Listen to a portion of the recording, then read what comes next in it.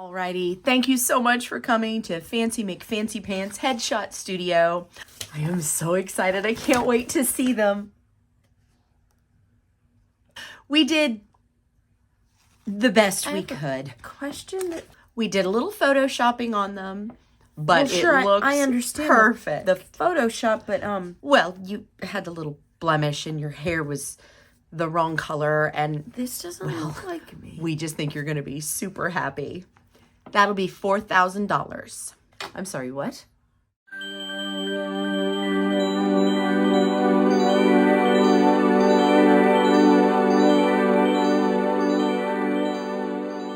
Hi, welcome back. I'm that theater kid, and today we're going to start talking about headshots. There's some things you need to think of as you are preparing to get your headshots. Obviously, what are you going to wear? How are you going to wear your hair? And makeup. Disclaimer, I am some random chick on the internet. I'm speaking from experience, education, and personal insight. Believe it or not, what you wear really matters in your photo. You want to wear something that makes you feel good for one, but it also really complements your body type and your complexion. Really think about what you're wearing so it complements those things. You want it to really help focus on your face and your beautiful facial features. Now, there are some things that you shouldn't wear when you're getting your photo done.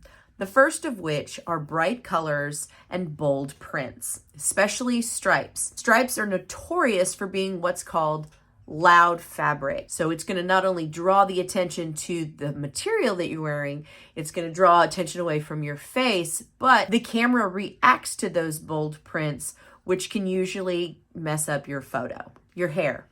Pretty much anything goes when you are getting your headshots with your hair. There's only one rule that I really like to follow, and that rule is get your hair out of your eyes. The whole point of your photograph is to see your face and especially to see your eyes. Your eyes are a huge way that you communicate with the camera. So have fun with your hair and make sure it's out of your face. Makeup. It depends on how comfortable you are wearing makeup. Now, I do suggest that both men and women have a complexion matching powder. This will help cut down on some of the shine that will happen invariably with the lighting that's used in a camera studio or even outside. Otherwise, with makeup, you do you, right? Do what makes you feel good and makes you feel happy and enhances your features. Okay, so photos on the cheap. You really don't have to go to expensive photo studios to get your headshots done. You can actually do them really well by yourself or with a friend who takes photos. If you have a really good camera on your photo, you can do it that way. Now, when you take your pictures or when your friend takes your pictures, you want to do what's called portrait mode. Think of your standard TikTok video, YouTube short, Instagram reel. You can see that I have a little what's called headroom. My top of my bun is almost being cut off by the top of the screen, and the bottom is coming around the top of my chest or my sternum. This is a typical headshot look. Here's some tips for interior photography. Number one, you should have at least 2 to 3 different light sources. This is what we call 3-point lighting. It means that you have a light that is usually behind you, one to the side, and one directly in front of you. It basically keeps you from looking like Flat Stanley. It gives you a little bit of shadow, but not so much that it shadows off your face. Now, I'm going to show you what one of those would look like. I'm going to turn off a couple of my lights because I do have 3-point. So this is 2-point lighting in my studio. I've turned off one of my lights. Now, if I just do the overhead light instead of my ring light, it looks like this. I look much older. You see shadows, much more shadows around my face, which is not very flattering. And this light's going to be super bright. Oh, okay. Even with 2-point lighting, I'm still sort of flat. You can still see some shadows. With 3-point lighting, it helps round out my look. You don't have to get fancy. I have a lamp, I have an overhead fan, and I have a very small ring light that I use. That's all you really need. Find the one that looks best within your skin tones. This is white light, so this has a lot of blue light in it. This is more yellow. So if you have more yellow undertones to your face, the next thing you need to do when you are shooting in your home is you don't want a lot of business going on behind you. That's why I have this backdrop. It's very simple and you have to focus in on my face. So if there's a lot of things going on behind you and you don't have a blank wall or a plain wall that you can go to, you'll want to use what's called the depth of field option in your camera or in your phone. And what that does is it just blurs out what's behind you. And that helps us focus more on what's in front of the camera's face. And we want to focus on that area. Shooting in exteriors. First and foremost, don't shoot with the sun directly coming at your face. Basically, you're just going to be squinting the entire time because it's burning out your retinas. And in turn, you don't want to shoot with the sun directly behind you because you're just going to end up as a silhouette. And the camera lens is actually going to focus more on the light coming from behind your head. Two of the best times to shoot outside are during what's called magic hour. This is an hour before the sun rises or an hour before the sun sets. There are two types of headshot photos. One is called a theatrical photo and the other one is called a commercial photo. A commercial photo is basically just a really happy big smile, right? The next is the theatrical, which is much more serious. So there's very few smiling. It's very dramatic in the face.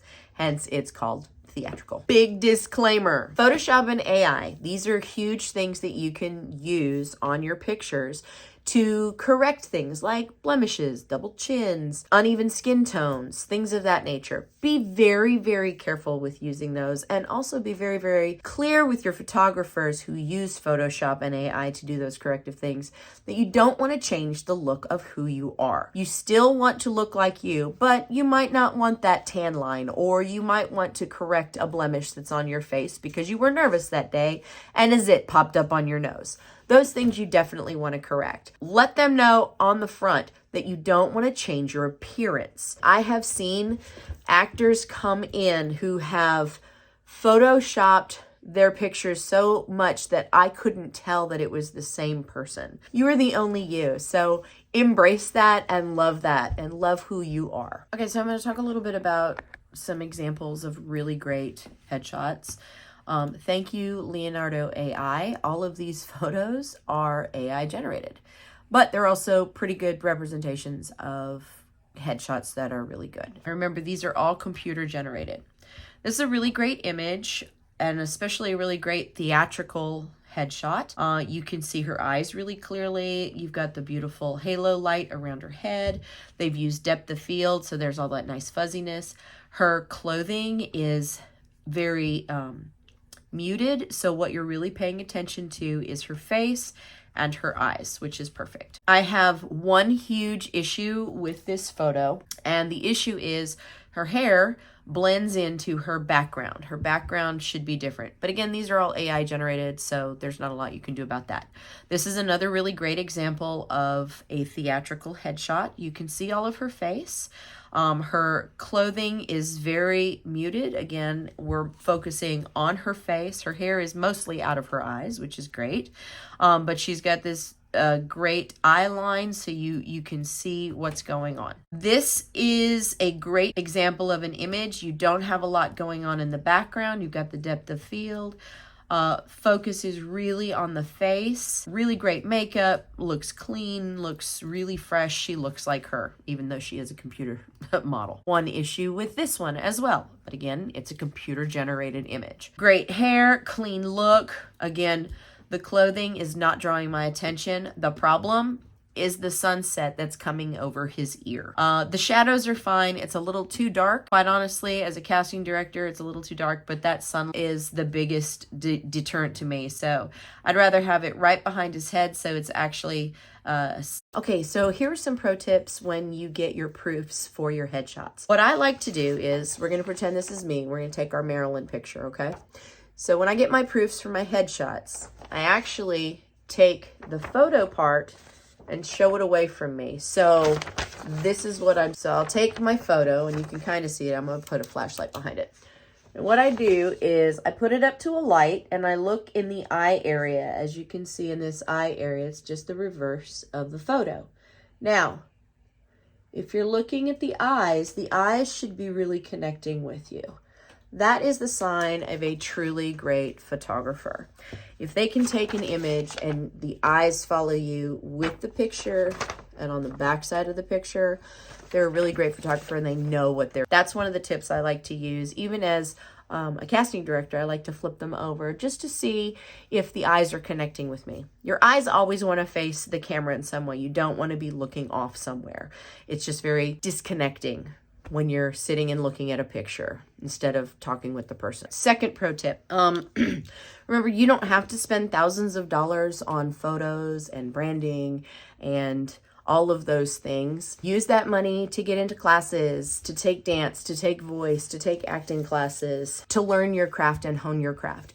Let that expense come later when you start getting and gaining more success and you have people around you to help guide you in those things. Go on Facebook, go on the internet, find friends, connect with folks so you can get some really good beginner headshots. When you are making drastic changes, remember that it's going to cost you money. If you change anything about your appearance, hair, facial piercings, you have to get new headshots. So be very, very, very certain that you want to cut your hair off or that you want to get that facial piercing, because we want to see who is in that photograph. And that's great if you want to change yourself. That's cool. But remember that we're trying to see the connection of those two images.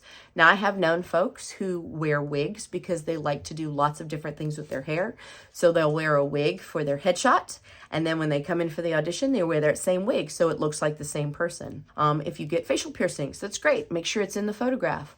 Or be okay with taking it out, whatever. Just make sure that your photograph and you are the same person. Talk printing and digital copies. Make sure you go to a really good printer for your copies. This is where you want to invest your money, because the color quality and the paper quality are really going to matter. Make sure you do that. Don't go down to the local drugstore and print it off on their machines.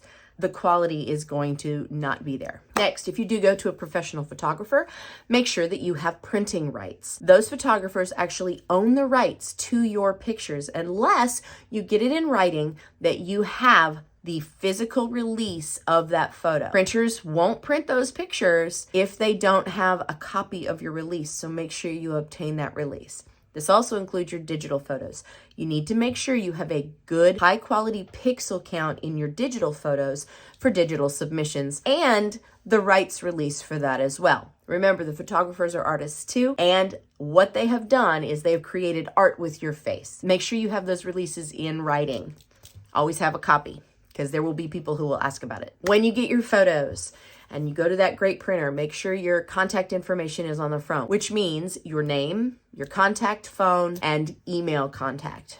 Please do not put cell phone on your photo. It may be your cell phone. Put voicemail or something of that nature. Again, there's lots of creepy people out there. Be careful. Make sure you have plenty of extra copies of your headshot on hand, headshot and resume on hand. You never know when you're going to need them, and you may or may not have time to run down to the printers to get extra copies. So you want to make sure you have those extras on hand.